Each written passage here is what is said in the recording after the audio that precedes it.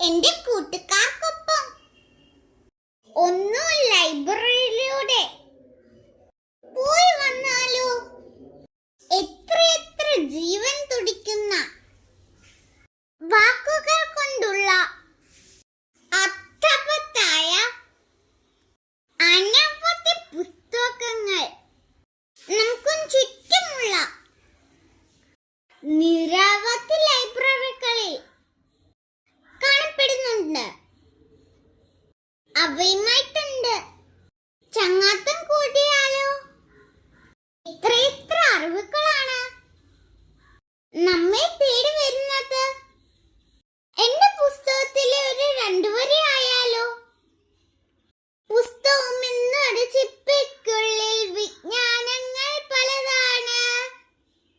അറിവില്ലെങ്കിൽ നാമില്ല, അറിവിൽ അഹന്ത പാടില്ല. അക്ഷരപ്പൂക്കൾ കൊണ്ടുള്ള നിരവധി പാട്ടുകളാണുള്ളത്.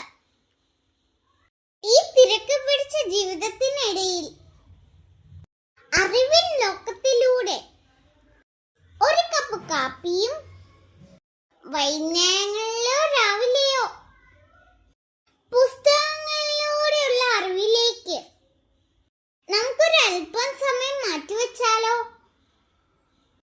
നമ്മളിലൂടെയാണ് നമ്മുടെ കുട്ടികളും നമുക്ക് ചുറ്റുമുള്ളവരെയും കൂടി അറിവിൻ ലോകത്തിലേക്ക് കൈപിടിച്ച് കയറ്റിയാലോ? അക്ഷരപ്പൂക്കൾ എന്നത് ആഴക്കടലിനെക്കാട്ടിൽ അറിവാണ്.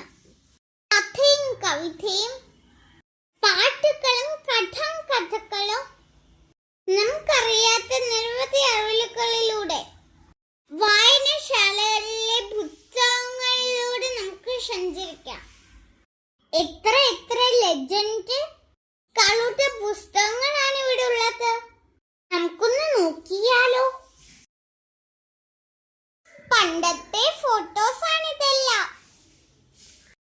അന്നത്തെ വേഷവിധാനത്തെ കുറിച്ചും ഓലമടഞ്ഞിരിക്കുന്ന വീടുകളെ കുറിച്ചും ആ വീടിന് വേണ്ടുന്ന ഓല മെടയുന്നതും നിരവധി ഫോട്ടോസാണ് ഇവിടെ ഹാങ് ചെയ്തിരിക്കുന്നത്. ഇത് പന്തളം കുളനടയിലുള്ള ആരോഗ്യ നികേതനം ഹെൽത്ത് തീം പാർക്കാണ്. പണ്ടത്തെ കുതിരവണ്ടികളും അന്നത്തെ സ്കൂളുകള്, കൃഷിക്ക് ആവശ്യമായ ഉപകരണങ്ങള് എല്ലാം ഇവിടെ ഈ ചിത്രത്തിൽ കാണിക്കപ്പെടുന്നുണ്ട്. എന്റെ കുട്ടികളെല്ലാം